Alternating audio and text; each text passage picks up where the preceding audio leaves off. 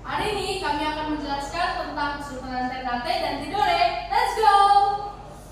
Yang pertama, kita akan membahas Kesultanan Ternate. Asal-usul Ternate.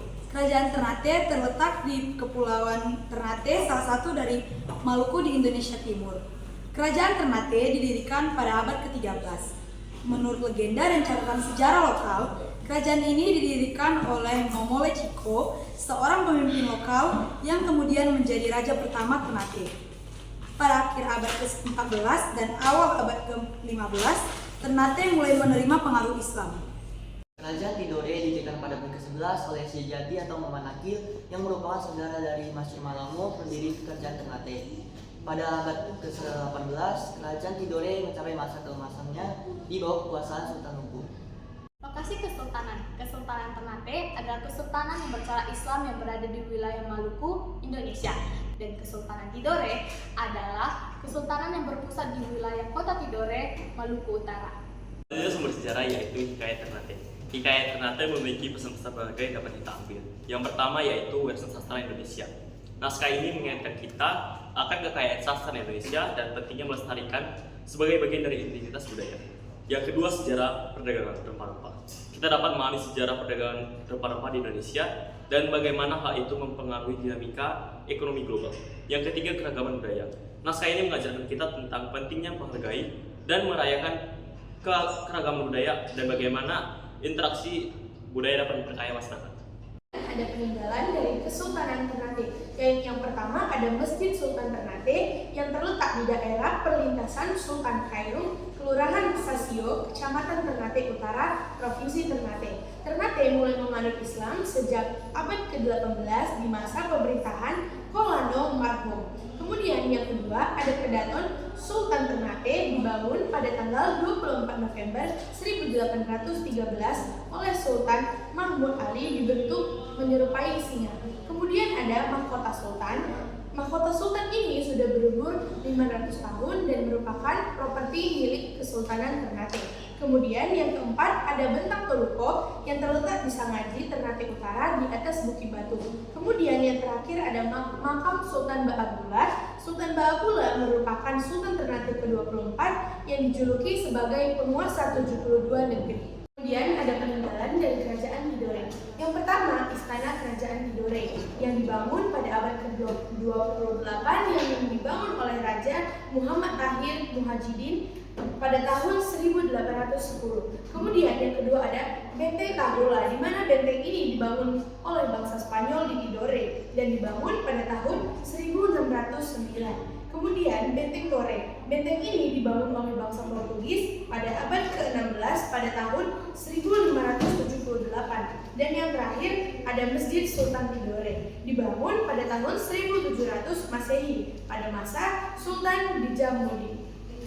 Di Kesultanan Ternate itu ada Bak Masyu Malamo, Jamil Kadrat, Komala Abu Said, Sultan Zainal Abidin, Sultan Ba'abullah, dan Sultan Nuku. Kesultanan Ternate ini didirikan oleh Bak Masyu Malamo pada tahun 1257. Nah, Kesultanan Ternate mencapai masa kejayaannya saat dipimpin oleh Sultan Ba'abullah yang merupakan anak lelaki pertama dari Sultan Zainal Abidin. Ia dijuluki penguasa 72 negeri yang semua rajanya tunduk kepadanya hingga menjadikan Kesultanan Ternate sebagai kesultanan Islam terbesar di timur.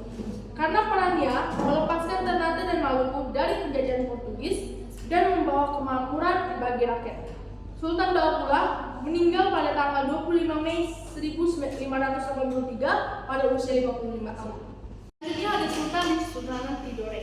Nah, Sultan pertama yang tercatat dalam sejarah adalah Kolonel Syajati alias Muhammad Nakil bin Jafar As-Siddiq.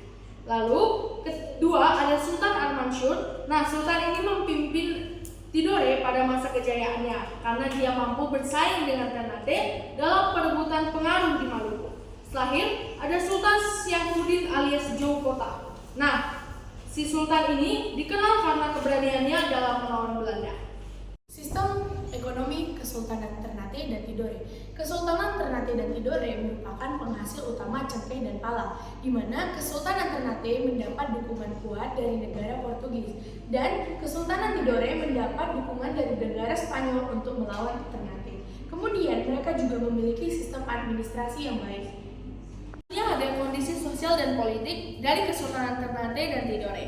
Kesultanan Ternate dan Tidore dipimpin oleh seorang sultan yang memiliki kekuasaan absolut. Kedua kerajaan ini memiliki bangsawan dan pejabat-pejabat tinggi dalam pemerintahannya.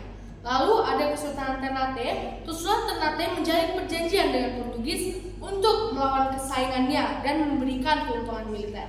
Sementara Tidore memiliki perjanjian dengan Spanyol sebagai penyeimbang kekuatan di Ternate. Ini membantu Tidore dalam memperluas jangkauannya. Keruntuhan Ternate. Kesultanan Islam Ternate runtuh pada saatnya wafat Sultan Baabullah yang membuat kesultanan tersebut semakin melemah, yang membuat juga banyaknya problem dari bangsa asing. Salah satu contohnya ialah mereka saling diadu domba oleh bangsa asing, yaitu Portugis dan Spanyol, yang bertujuan untuk memonopoli suatu daerah merebut rempah-rempah. Dan juga mereka diserang oleh bangsa Eropa. Keruntuhan Kesultanan Islam Ternate diperkirakan pada abad ke-17 Masehi. Keruntuhan Kerajaan Tidore. Masa kejayaan Kerajaan Tidore tidak mampu bertahan lama, dikarenakan Sultan Nungku dikabarkan wafat pada 1805. Dan sejak saat itu, Belanda kembali mengincar Kesultanan Tidore. Saat itu juga Spanyol dan Portugis melakukan politik adu domba demi memonopoli daerah penghasil rempah-rempah tersebut. Kemunduran Kerajaan Tidore pun semakin terlihat, hingga akhirnya Kesultanan Tidore berhasil jatuh ke tangan Belanda dan mulai bergabung dengan NKRI ketika Indonesia berhasil merdeka pada 1945. Hidup kesepian tanpa kekasih. Sekian dari kami, terima kasih.